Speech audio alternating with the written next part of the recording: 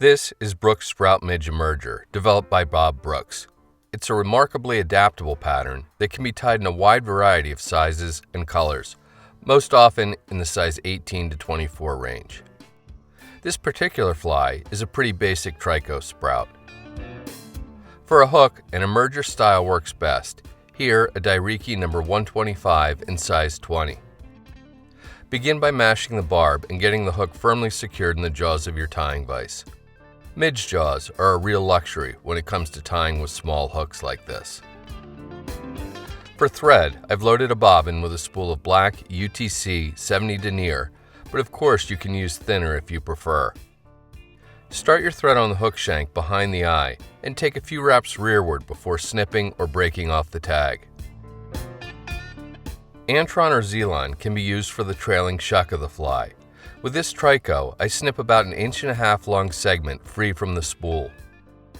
Easy hackle pliers work great for corralling the fibers, as you'll only be using a few at a time. Separate out and snip free 8 or so from the clump. Lay the midpoint of the fibers on top of the hook shank above your tying thread. Using a pinch wrap, secure the fibers to the top of the shank and then pull all of them rearward to double them over. Continue taking thread wraps to bind the Antron to the top of the hook shank well down into the bend. You can then reverse direction and take wraps of thread back to the initial tie-in point. Use your tying scissors to snip off the excess fibers to form a trailing shuck approximately a hook gap in length. Although not essential, I do like to build up a slight taper on the body of the fly with wraps of tying thread. For the final trip up the shank, give your bobbin a counterclockwise spin to uncord and flatten the thread. These flattened wraps can really help to smooth and even out the body. End with your tying thread about a full eye length behind the hook eye. Small size cylindrical foam is used to form the parachute post. It comes in a variety of colors to help increase the visibility of the fly over a range of light conditions. Here I'm using white, and although the packaging suggests a small size can be used down to a 20, I've used it on 24s with no problem. Give your bobbin a counterclockwise spin to once again uncord and flatten the thread. Lay just the very end of the foam segment on top of the hook shank at the tie-in point. The uncorded thread should jump slightly rearward as you wrap to catch only the last little bit of foam. Continue taking thread wraps to compress and bind the foam to the hook shank really well. Pull the foam forward and take a wrap or two behind it, and then leave your thread in that location. Now, give your bobbin a quick clockwise spin to cord the thread up a bit. Place the index finger of your left hand onto the thread and bring your bobbin over top of the hook shank and take a wrap or two. This will form a 2 to 3 inch long loop in your tying thread.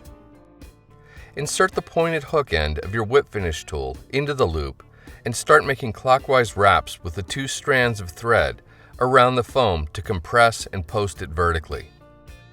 Doubling the thread over like this isn't necessary, but I found it works a good bit better than more traditional posting methods.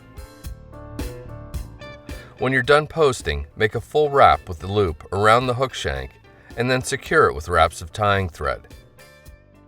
You can then snip the excess part of the loop off close. If needed, take a few thread wraps to smooth out the area. Good quality hackle in the correct size is critical for this fly.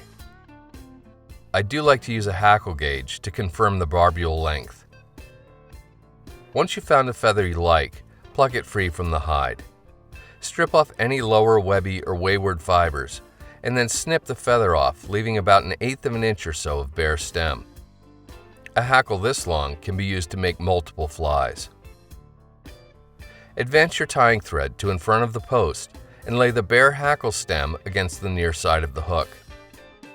Take nice tight thread wraps to secure the stem first there and then up the post until you reach bare foam.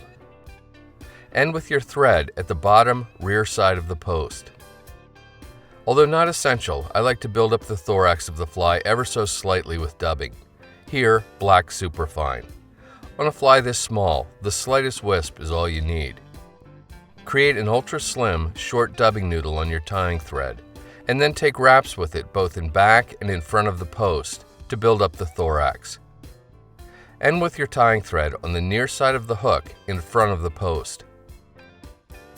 Get hold of the hackle tip with hackle pliers and start making touching clockwise wraps down the post. 3 to 4 should be plenty.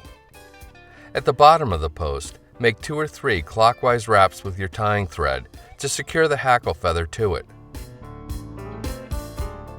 You can then reach in with the very tips of your tying scissors and snip the excess hackle off close. So it doesn't get in the way during whip finishing, I'll snip the excess foam post off close, leaving just a little nubbin exposed above the hackle wraps. You can whip finish behind the eye, but I tend to trap less fibers and keep the hook eye more clear when I whip finish on the post, but do whatever works best for you.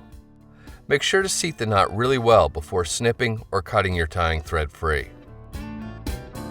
And that's Brooks Sprout Midge Emerger, an awesome little pattern that's fairly easy to execute even in the smallest of sizes.